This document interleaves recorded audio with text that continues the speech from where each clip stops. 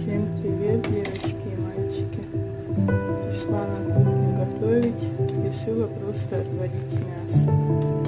Вообще хотела свой фирменный борщ, но нету творческого вдохновения.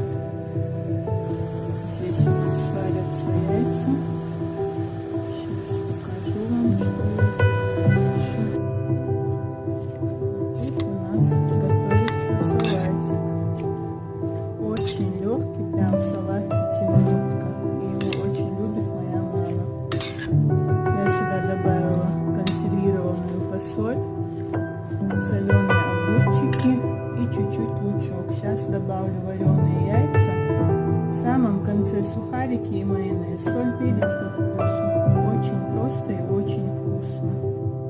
Наш салат почти готов. Сейчас добавлю сухарики и все.